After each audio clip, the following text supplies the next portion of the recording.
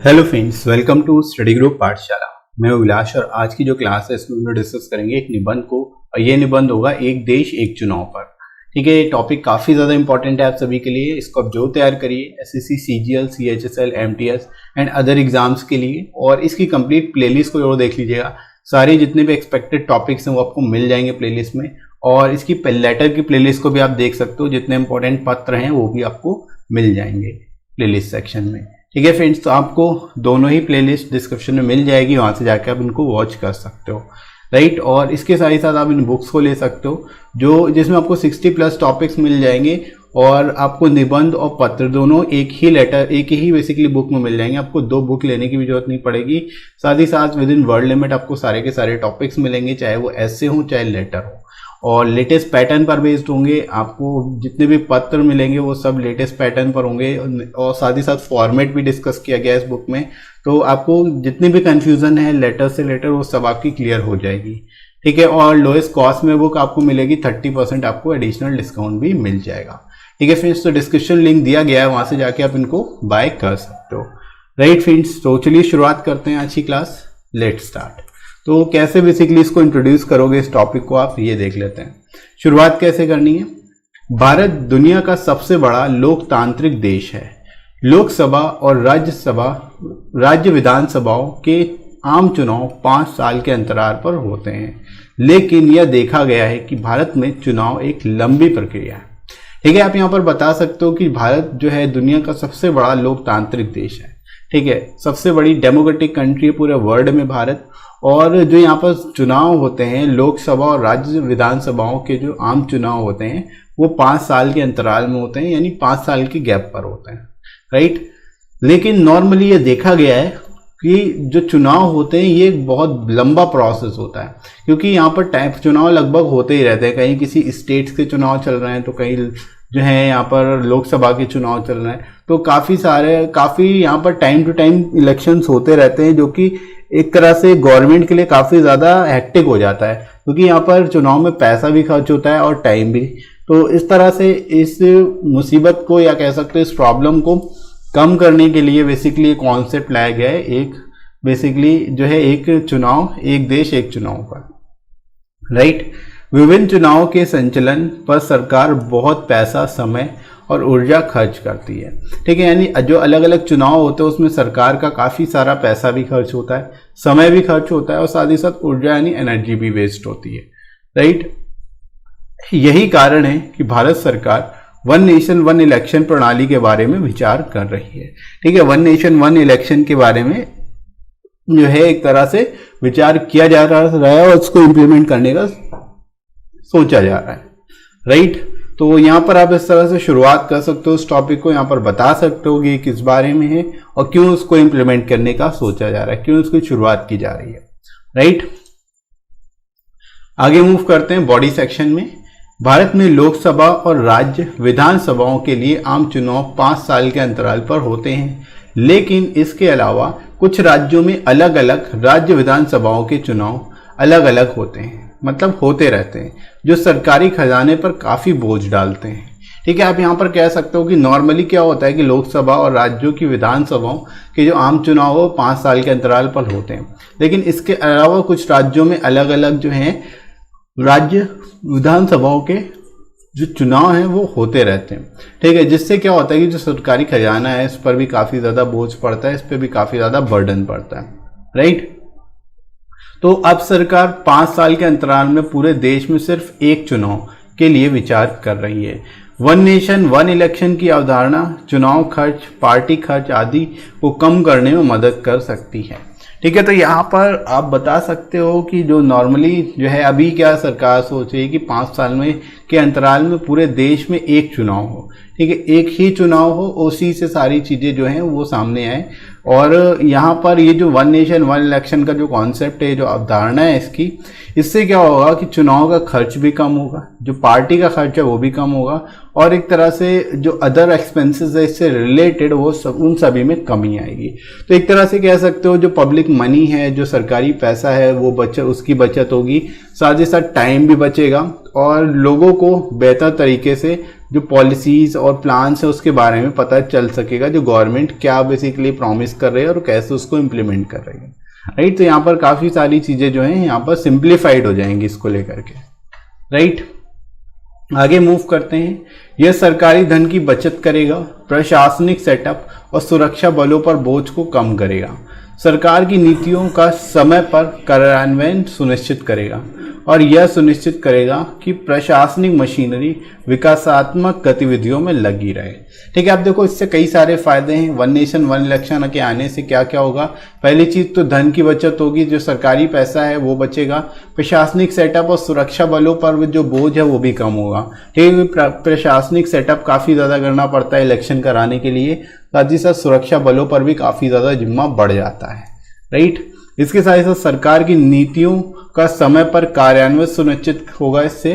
ठीक है, जो नीतियां हैं सरकार की, जो पॉलिसीज हैं, उनको सही टाइम पर उनका एग्जीक्यूशन हो पाएगा और साथ ही साथ ये जो प्रशासनिक मशीनरी है वो विकासात्मक गतिविधियों में लगी रहेगी।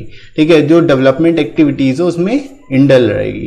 राइट, आगे मूव करते हैं फ्रेंड्स। मतदाता सरकार की नीतियों और कार्यक्रमों को राज्य स्तर और केंद्रीय स्तर दोनों पर निर्धारित कर पाएंगे।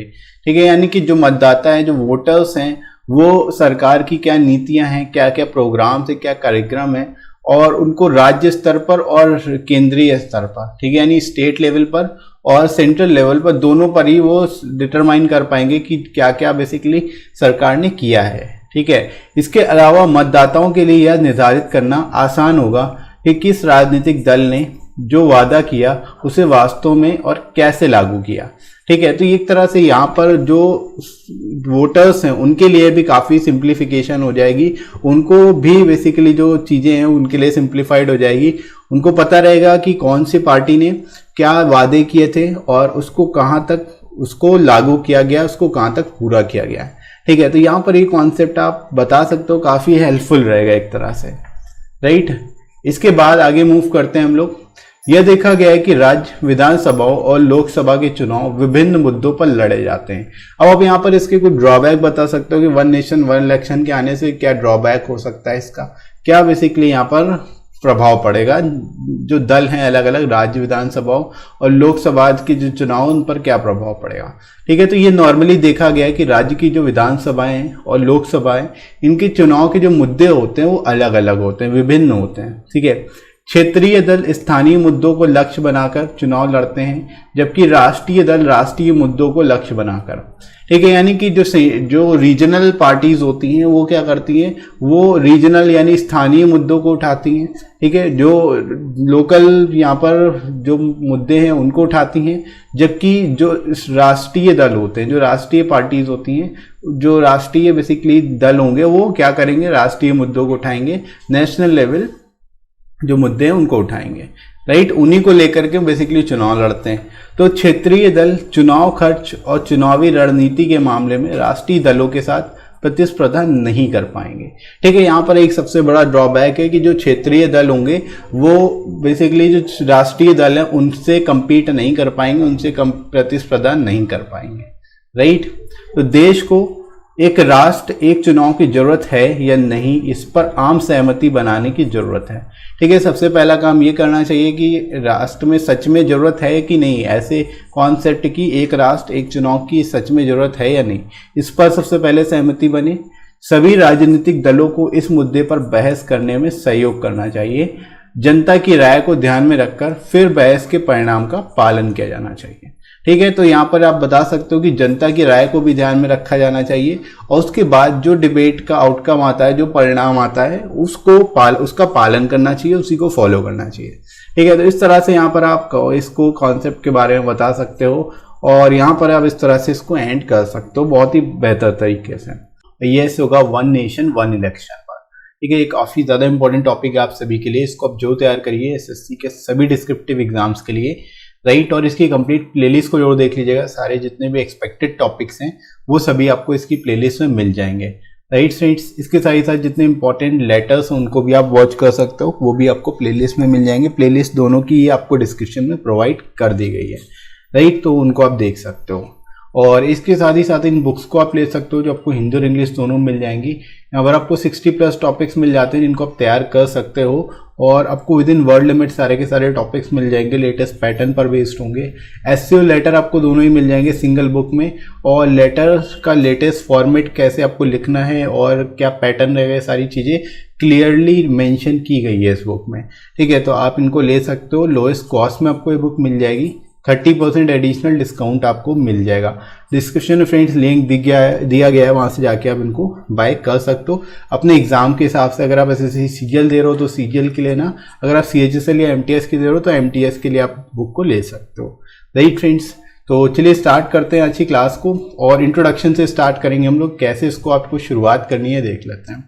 तो India is the largest democratic country of the world. The general election for the Lok Sabha and state assemblies are held at the gap of 5 years. But it is observed that election is a long process in India. ठीक है, अब आप यहाँ पर शुरुआत इस तरह से कर सकते हो कि इंडिया जो है एक लार्जेस्ट डेमोक्रेटिक कंट्री है पूरे वर्ल्ड में। ठीक है, हालांकि पॉपुलेशन से अगर आप कंपेयर कराओगे तो लार्जेस्ट कंट्रीज जो है वो आपकी चाइना होगी, लेकिन वो डेमोक्रेटिक कंट्री नहीं है। इस वजह से लार्जेस्ट जो डेमोक्रेटिक कंट्री है वो इंडिया ही है। राइट, तो इस तरह से आप लिख सकते हो कि इंडिया जो है लार्जेस्ट डेमोक्रेटिक कंट्री है पूरे वर्ल्ड में। The general election Lok Sabha state assemblies जो हैं 5 ईयर्स में होते हैं। यहाँ पर आप बता सकते हो जो जनरल इलेक्शंस होते हैं लोकसभा के और स्टेट असेंबलीज के, वो 5 साल के गैप में होते हैं। लेकिन ऐसा देखा गया है, ऑब्जर्व किया गया है कि इलेक्शन जो है बहुत ही लॉन्ग प्रोसेस है इंडिया में। ठीक है, क्योंकि इसमें टाइम, मनी और एनर्जी बहुत ज़्यादा वेस्ट होती है और बार बार चुनाव होते हैं, तो उसके कारण काफ़ी ज़्यादा जो है यहाँ पर हेक्टिक हो जाता है। बेसिकली जो यहाँ पर पैसा भी खर्च होता है, टाइम भी बहुत ज़्यादा वेस्ट होता है इलेक्शन के कारण। Right, government spends a lot money, time and energy on the conduct of different elections. That is the reason that the government is thinking about one nation one election system in India. ठीक है, यानी कि आप ये कह सकते हो कि गवर्नमेंट का काफ़ी सारा पैसा यहाँ पर खर्च होता है, टाइम और एनर्जी भी यहाँ पर वेस्ट होती है बेसिकली अलग अलग इलेक्शंस कराने में, क्योंकि स्टेट के अलग इलेक्शंस होंगे और लोकसभा के अलग इलेक्शंस होंगे, फिर डिफरेंट स्टेट्स के सेपरेट इलेक्शंस होते हैं, तो उसमें आपको यहाँ पर काफ़ी ज़्यादा टाइम लगता है। और हर बार जितनी बार इलेक्शंस होते हैं, जितनी बार पोल होते हैं, उतनी बार जो है पैसा भी खर्च होता है। राइट, तो टाइम और मनी दोनों ही खर्च होता है। इस वजह से यहाँ पर गवर्नमेंट ये सोच रही है कि केवल एक नेशन के लिए एक इलेक्शन ही होना चाहिए, यानी एक बार में ही पूरे इलेक्शंस हो जाने चाहिए, लोकसभा के और स्टेट असेंबलीज के भी, बार बार नहीं होना चाहिए। 5 साल में जो एक बार इलेक्शन होता है, तो 5 साल में एक बार में ही सारे इलेक्शन हो जाए। राइट, तो इसी को बेसिकली मद्देनजर रखते हुए वन नेशन वन इलेक्शन की शुरुआत की जा रही है, एक तरह से शुरुआत करने का सोचा जा रहा है। राइट, इसके बाद आगे मूव करते हैं हम लोग बॉडी सेक्शन में। General election for the Lok Sabha and state assemblies are held at a gap of 5 years in India. But in addition to this, election for the different state assemblies are held in some states separately, which put huge burden on the government. ठीक है, यानी कि आप कह सकते हो कि general election जो होते हैं लोकसभा और स्टेट असेंबलीज के, वो तो 5 साल के गैप में होते ही हैं इंडिया में, लेकिन इसके अलावा जो डिफरेंट स्टेट असेंबलीज के इलेक्शंस होते हैं अलग अलग, जो सेपरेटली होते हैं, वो बेसिकली वो जो है काफ़ी ह्यूज बर्डन गवर्नमेंट पर डालते हैं, गवर्नमेंट फंड पे काफ़ी ह्यूज बर्डन डालते हैं। ठीक है, क्योंकि इसमें पैसा भी खर्च होता है और टाइम भी वेस्ट होता है। राइट, तो यहाँ पर आप बता सकते हो जो डिफ़िकल्टीज फेस करनी पड़ रही है, उसकी वजह से ही वन नेशन वन इलेक्शन की अप्रोच जो है सामने आई है। Right friends, now the government wants to go for just one election in the whole country in the gap of 5 years। ठीक है, यानी कि अभी जो है हमारी गवर्नमेंट ये सोच रही है, इस तरह से बेसिकली विचार कर रही है कि एक ही इलेक्शन होना चाहिए पूरी कंट्री में। ठीक है, और 5 years में, जो 5 साल के गैप में इलेक्शन होता है, वो एक बार में ही होना चाहिए, वन इलेक्शन में ही सारा हो जाना चाहिए। Right, the concept of one nation one election can help in reducing the poll expenses, party expenses etcetera. अब आप ये भी कह सकते हो कि जो कॉन्सेप्ट है वन नेशन वन इलेक्शन का, एक तरह से जो पोल एक्सपेंसेस हैं और पार्टी एक्सपेंसेस हैं और अदर इसी से एसोसिएटेड एक्सपेंसेस हैं, उनको कम करने में काफ़ी हेल्प करेगा, काफ़ी ज़्यादा मदद मिलेगी। ठीक है, जो एक तरह से आप कह सकते हो जो ह्यूज अमाउंट वेस्ट हो जाता है इलेक्शंस कराने में, इलेक्शन कंडक्ट कराने में, वो पैसा बच सकेगा एक तरह से, जो हमारे टैक्स पेयर्स हैं, जो हमारे सिटीजन्स हैं, उनका जो पैसा है वो बच सकेगा, राइट। तो इस तरह से यहाँ पर आप इस कॉन्सेप्ट को बता सकते हो, इसके फायदे बता सकते हो, राइट। आगे मूव करते हैं बॉडी में ही। It will save public money, reduce burden on administrative setup and security forces, ensure timely implementation of the government policies, and ensure that the administrative machinery engage in development activities। ठीक है, अब इसके बहुत सारे फायदे होंगे, आप यहाँ से डिटेल में बता सकते हो। ये सबसे पहले चीज कि जब वन नेशन वन इलेक्शन वाला कॉन्सेप्ट आ जाएगा, पूरी तरह से इंप्लीमेंट होगा, तो उससे क्या है कि पब्लिक मनी जो है, पब्लिक पैसा जो है वो बचेगा, ठीक है, जो सरकारी पैसा है वो बचेगा। साथ ही साथ रिड्यूस बर्डन जो एडमिनिस्ट्रेटिव सेटअप पर जो कंडक्ट कराने के लिए, अलग अलग इलेक्शन को कराने के लिए जो एडमिनिस्ट्रेटिव सेटअप होता है, वो भी एक तरह से उस पर बर्डन जो है वो भी रिड्यूस होगा, कम होगा। साथ ही साथ सिक्योरिटी फोर्सेस पर भी बर्डन जो है वो रिड्यूस होगा। इसके साथ ही साथ जो गवर्नमेंट पॉलिसीज है उनका टाइमली इम्प्लीमेंटेशन हो सकेगा। अगर एक बार ही इलेक्शन होंगे तो उससे काफ़ी ज़्यादा फायदा होने वाला है, ठीक है। एक बार में ही बेसिकली गवर्नमेंट की जो पॉलिसीज है उनका इम्प्लीमेंटेशन प्रॉपरली टाइमली तरीके से हो पाएगा, और एक तरह से जो एडमिनिस्ट्रेटिव मशीनरी है वो डेवलपमेंट एक्टिविटीज़ में लग पाएगी, ठीक है। डेवलपमेंट एक्टिविटीज़ में लगने के लिए उसको बेहतर टाइम मिल सकेगा, और ये कहीं ना कहीं जाके हमारी कंट्री को भी डेवलप करने में मदद करेगा, राइट। तो यहाँ से आप इस तरह से बता सकते हो, इसके बारे में एक्सप्लेन कर सकते हो कि जो ये कॉन्सेप्ट है ये काफ़ी ज़्यादा हेल्पफुल होगा, और एक तरह से इससे केवल पब्लिक मनी नहीं, बहुत सारी चीज़ों को फ़ायदा हो यहाँ पर होने वाला है, ठीक है। यहाँ पर गवर्नमेंट को ही नहीं, बहुत तरह से अलग अलग जो गवर्नमेंट की मशीनरीज हैं, जो एडमिनिस्ट्रेटिव सेटअप है, उन सब को यहाँ पर फ़ायदा होगा, right. The voters will be able to जज the politics and programs of the government, policies and programs of the government both at the state level and central level, ठीक है। यानी कि जो वोटर्स हैं उनको भी एक तरह से जज करने का मौका मिलेगा कि गवर्नमेंट की क्या पॉलिसीज हैं, क्या प्रोग्राम्स हैं, और वो सभी स्टेट और सेंट्रल लेवल दोनों से जज कर सकेंगे, right. Also, it would be easy for the voters to be determined which political party promised what and how it actually implemented the same, ठीक है। और एक तरह से आप ये भी कह सकते हो, इससे ये भी वोटर्स के लिए इजी रहेगा, उनको ये डिटरमाइन करने के लिए कि कौन सी पार्टी ने क्या प्रॉमिस किया था और उसको कैसे इम्प्लीमेंट किया, उसको कंप्लीट करने के लिए, उसको अचीव करने के लिए, राइट। तो इस तरह से यहाँ पर आप बता सकते हो कि जो वोटर्स हैं उनको काफ़ी ज़्यादा यहाँ पर क्लियरिटी होगी, उनको बेसिकली जो है हर तरह की जो यहाँ पे अनसर्टेनिटी है वो एक तरह से रिड्यूस होगी इसके आने से, ठीक है। तो यहाँ पर आप इसका कॉन्सेप्ट बता सकते हो, इसके बेसिकली बारे में क्लियर कर सकते हो, राइट फ्रेंड्स। आगे मूव करते हैं कंक्लूजन की ओर। It is observed that election for the state assemblies and Lok Sabha are fought on different issues। अब यहाँ पर इससे रिलेटेड आप वही बता सकते हो कि इससे रिलेटेड क्या प्रॉब्लम्स आ सकती हैं, ठीक है। तो यहाँ पर आप बता सकते हो कि नॉर्मली क्या होता है, जो इलेक्शंस होते हैं स्टेट असेंबलीज के और लोकसभा के, वो डिफरेंट इश्यूज पर होते हैं, ठीक है। Regional parties target local issues while national parties target national issues, ठीक है। जो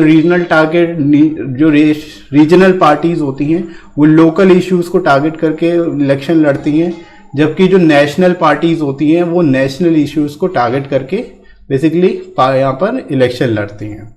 तो regional parties will not be able to compete with national parties in terms of election expenditure and election strategy, ठीक है। यानी जो रीजनल पार्टीज हैं वो एक तरह से compete नहीं कर पाएंगी नेशनल पार्टीज से, चाहे वो एक्सपेंडिचर को लेकर के हो, चाहे वो स्ट्रेटेजी लेकर के हो, ठीक है। तो यहाँ पर जो है रीजनल पार्टीज को काफ़ी ज़्यादा यहाँ पर इम्पैक्ट देखने को मिल सकता है, जो यहाँ पर जो नेशनल पार्टीज है उनको इसका फ़ायदा मिल सकता है, ठीक है। तो यहाँ से एक तरह से जो इनके बीच में डिफरेंसेस है, उन डिफरेंसेस की वजह से जो है यहाँ पर प्रॉब्लम आ सकती है इसको इम्प्लीमेंट करने में, वन नेशन वन इलेक्शन को इम्प्लीमेंट करने में, राइट। तो यहाँ पर जो इसके ड्रॉबैक्स है वो भी आप बता सकते हो, इससे क्या बेसिकली नुकसान होगा रीजनल पार्टीज को, राइट फ्रेंड्स। आगे देखते हैं there need to be a consensus on whether the country need one nation one election or not। ठीक है, यानी कि एक तरह से सबसे पहली चीज कॉन्सेंसस होने की जरूरत है, एक मत होने की जरूरत है कि वेदर हमारी कंट्री में वन नेशन वन इलेक्शन की जरूरत है या नहीं। ठीक है, all political parties should at least cooperate in debating this issue. ठीक है, यानी कि सभी पॉलिटिकल पार्टीज को डिबेट करना चाहिए इस इशू पर, उस कोऑपरेट करना चाहिए, राइट।